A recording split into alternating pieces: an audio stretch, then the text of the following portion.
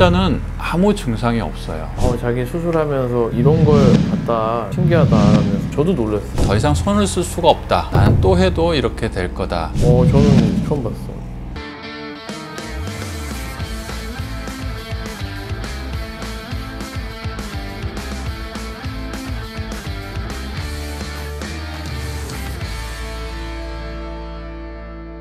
제가 오늘 소개해드릴 환자 케이스는 가슴의 재수술 케이스인데 25년 전에 실리콘 젤로 먼저 하시고 1년 후에 오른쪽은 식염수 보형물로 교체를 하셨는데 저한테 오신 거는 너무 딱딱하고 불편한데 재수술로 많이 좋아질 수 있다고 하니 이제 상담차 오신 좀 나이가 드신 분이었어요.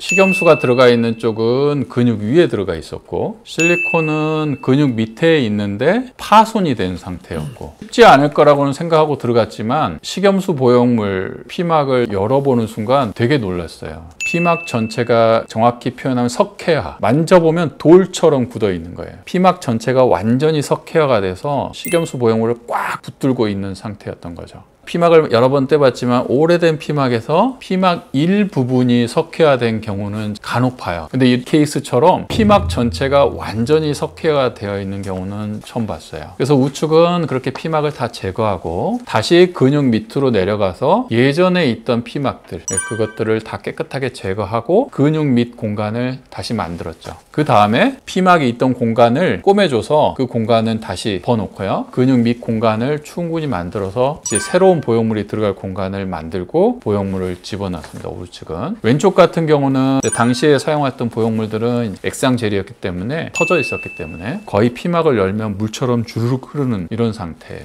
보형물들을 깨끗하게 다 제거하고 피막을 이렇게 드러냈는데 잘 보시면 피막의 외측 부위에 보면은 그 강낭콩 모양으로 두 개가 불룩하게 튀어나온 부분이 있어요. 흘러있던 실리콘 젤들이 거기 갇혀 있는 거죠. 그러니까 오랜 시간 동안 파손돼 있으면 우리 몸에서 그거를 고립시키려고 또 다른 주머니들을 이렇게 만들어 놓은 거예요. 그런 부분들을 남겨놓으면 안 되거든요, 몸에. 그래서 피막과 함께 완전히 깨끗하게 다 드러내고 공간이 좀 좁으니까 다시 또 이중 피막으로 공간을 깨끗하게 만들고 보형물을 넣고 나온 케이스예요. 그런데 그렇다면 이 환자가 25년 동안 이 가슴을 가지고 굉장히 고통스러웠느냐? 그렇지가 않아요. 환자분은 그냥 단순히 딱딱함, 이 증상 하나밖에 없었다는 거예요. 환자분은 파열이 된지도 몰랐고 이게 석회화가 된지도 전혀 모르고 있었다는 거죠.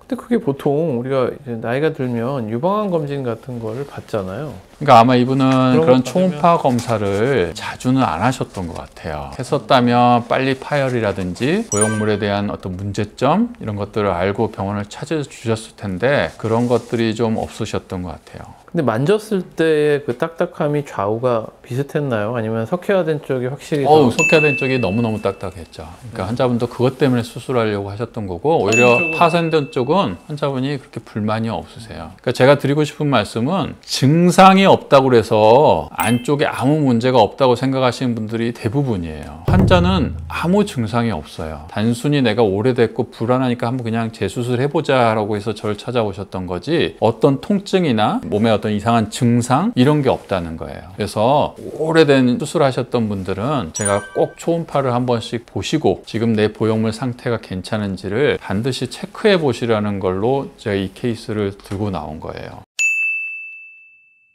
확실하게 말씀드릴 수는 없는데 아마도 대부분의 문제는 구형구축이겠죠. 어떤 식의 딱딱함이 있어서 의사선생님이 뺐을 거예요. 뺐는데 환자분은 보형물을 넣고 싶어 하는데 의사선생님 입장에서는 공간에 다시 넣기는 싫었을 거예요. 다른 공간을 찾으셨을 거예요. 틀림없이. 그리고 환자분에게는 이제 식염수 보형물을 쓰자. 그래서 바꾸셨을 것 같고 근육 위로 보형물을 넣으셨을 것 같아요.